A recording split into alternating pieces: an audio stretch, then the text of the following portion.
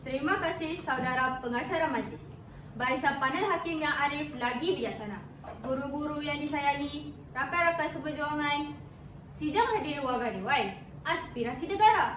Assalamualaikum warahmatullahi wabarakatuh dan salam satu Malaysia.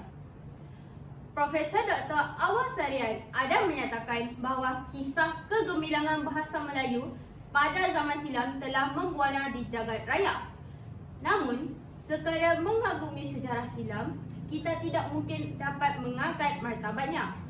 Justeru, berdirinya saya di pentas perdana ini dengan penuh iltizam, ingin menyebarkan sedikit dogma berpandukan tinta dan wacana para sarjana. Melalui tajuk pidato saya, Bahasa Jiwa Bangsa.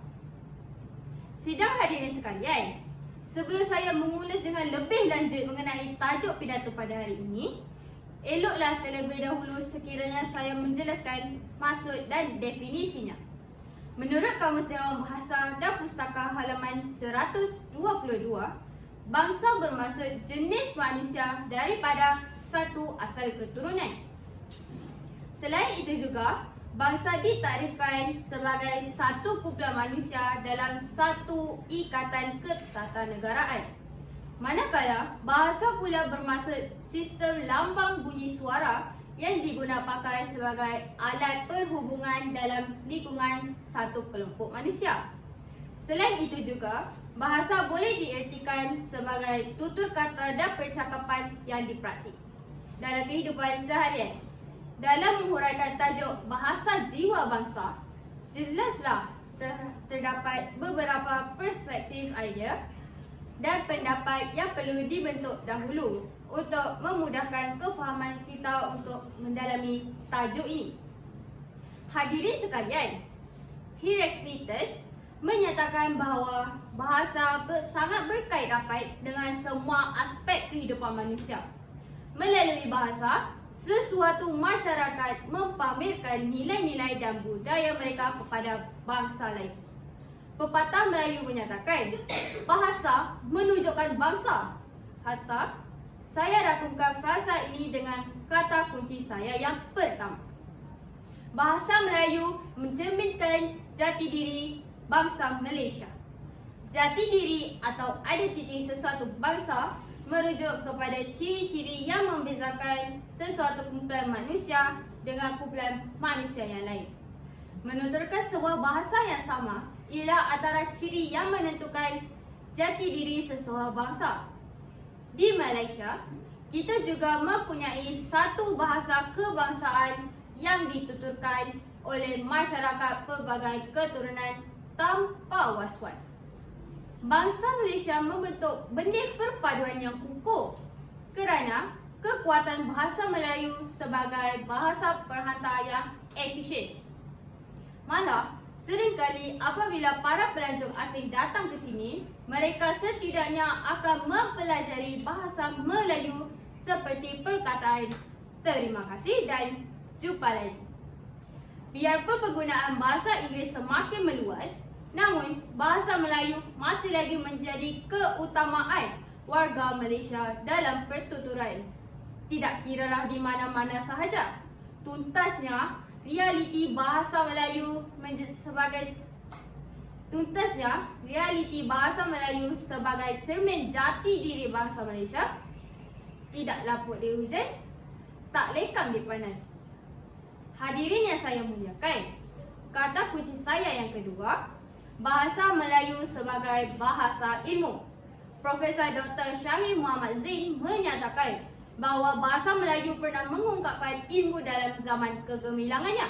Catatan-catatan Melayu kuno dalam prasasti Funan dan Champa seawal abad ke-7 mengandungi ilmu-ilmu asas dalam bidang sains dan matematik.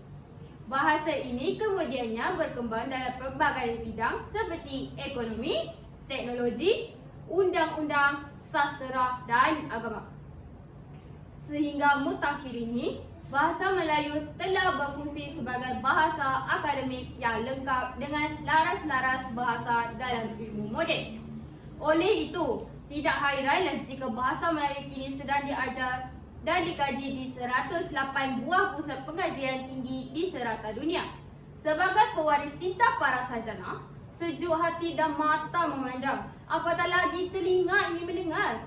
Setiap baik kata yang dilafazkan oleh para peserta pertandingan pidato antara bangsa bahasa Melayu baru-baru ini, inilah citra bahasa Melayu sebagai bahasa ilmu.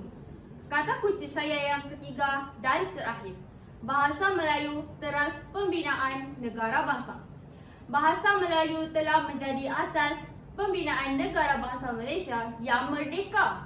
Menurut Profesor Dr. Teo Kok Siang, maruah bangsa Malaysia terletak pada martabat bahasa Melayu yang menjadi lambang kedaulatan pemerintah dan negara. Hal ini kerana bahasa Melayu telah mendukung peranan penting sebagai bahasa peradaban dan tamadun tinggi pada suatu ketika dahulu. Pada zaman Kesultanan Melayu Melaka, bahasa Melayu digunakan secara meluas dalam pelbagai bidang seperti pentadbiran dan undang-undang. Malaysia tidak perlu menjadi seperti Bismarck dan Machiavelli yang membina negara bangsa mereka dengan kuku besi, hela dan darah. Cukup sekadar memartabatkan bahasa Melayu sebagai bahasa kebangsaan sebagai ramuannya. Sidang Dewan sekalian, ingin saya simpulkan bahawa bahasa Melayu bukan semata-mata untuk orang Melayu, tetapi untuk semua rakyat Malaysia lantaran bahasa mencerminkan identiti dan citra penuturnya. Daripada bahasa juga lahir budi bahasa, ilmuwan, keharmonian dan kecemerlangannya bangsa. Bahasa jiwa bangsa. Sekian, wabillahi taufik wa hidayah.